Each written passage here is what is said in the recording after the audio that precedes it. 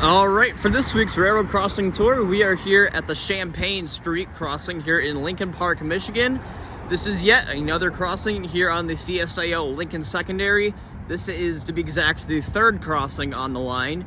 So once you hop on the line and start heading south, this is the third crossing that you will hit. The other two are John A. Papolis Drive and Cicotte Street, which we did last week. And this crossing has a couple of similarities to Cicotte Street because we got a couple of pedestrian gates. But as you can see here, we have some cantilever signals and also a traffic light pre-empt setup, which I'll explain later. But for now, we're just gonna start touring the signals. So our first signal has a Premier Products cantilever. This has been here for quite some time. As you can see, CSX slapped a no trespassing sign on here, even though this line is owned by Conrail Shared Assets. And CSX just runs over it. And up here is the emergency information for the crossing. The dot number is 511039P. And directly attached to the cantilever is the gate mechanism, which is a Western Coal and Haze. And as you can see, there used to be a pedestrian gate. The arm is still here, but the actual gate is gone. I'm not sure when they took it off, but the arm is still there. And for the main gate, we have some what I believe to be RECO LED gate lights or incandescent and a wind guard. And as you can see, they put the little extender on here to make this work, attaching the cantilever to the, almost said that backwards, attaching the gate mechanism to the cantilever instead of putting it on a separate mast.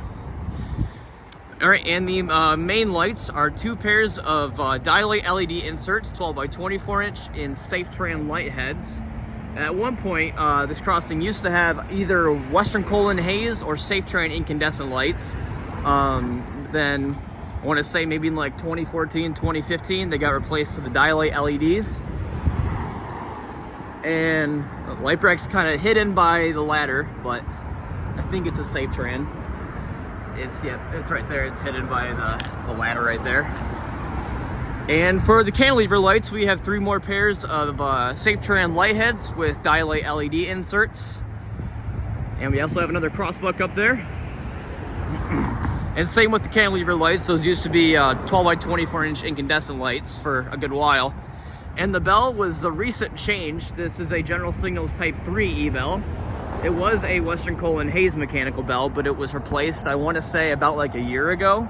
Or maybe spring of this year. I'm not 100% sure about that. But that was that's the most recent change to that crossing, is that E-bell. And here's our look at the back of the first signal. And then we'll cross the track and hit the pedestrian gate right here, which sits on a Serrmi base, just like Cicotte Street. And it's another Western Coal and Haze gate mechanism. No counterweights on it because it's just a pedestrian gate. And the one gate light is an NEG incandescent gate light. Obviously no wind guard on it because it's just a pedestrian gate. But we have a tore up Conrail sticker emergency information right there. And we'll go ahead and cross the street. This is where I'm gonna have to talk kind of loud because as you can see, we are right above I-75. Let's go ahead and cross the street while we got a second. This is somewhat a childhood crossing to me because I used to live in Lincoln Park and we'd pass by this crossing all the time. Whether it was going to school or going to church, we'd pass by this crossing all the time. And I called it the track that don't work very much because there is not much that runs on this line. And there wasn't back then either, in like 2008. But anyways, here is our second signal, which also is on a Premier Products cantilever, as you can see right here. We have a Conrail emergency information sticker right here. And then we have the more modern blue tag. We also have another Western Coal and Haze gate mechanism attached right to the cantilever, with some more either RECO or RECO, either LED or incandescent gate lights, and a wind guard. And for the main lights, we have two more pairs of Safetran light heads with Dialight LED inserts, probably on a Safetran light bracket. It's hidden by the ladder cover. And the cantilever lights are the same, three more pairs of the Dialight LED inserts and Safetran light heads. And we have another General Signals Type 3 electronic bell up there. Further back in the past, that also used to be a mechanical bell or a Type 1 e-bell. I'm honestly not too sure, but they are now both General Signals Type 3 e-bells. And before we hit our last gated or pedestrian gate, we'll do our track view. This is looking south. The next crossing is London Avenue, which you can see there, that flashing beacon traffic signal. That's where London Avenue is. I have a tour video. I've done that one before.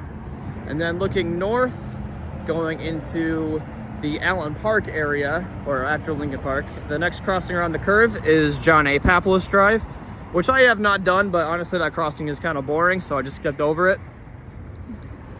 So there's your track view. And now we will hit our pedestrian gate before we talk about the traffic signal preamp.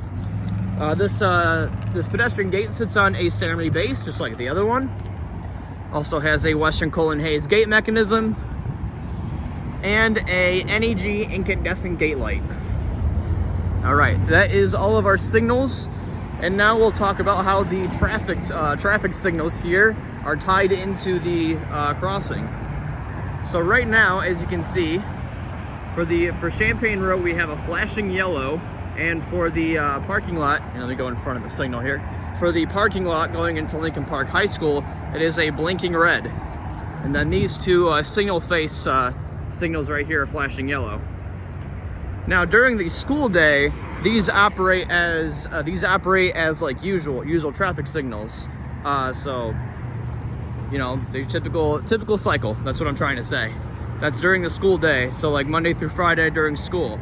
And then once school's out, I want to say probably about like 4 or 5 o'clock, these will just go to flashing yellow and flashing red.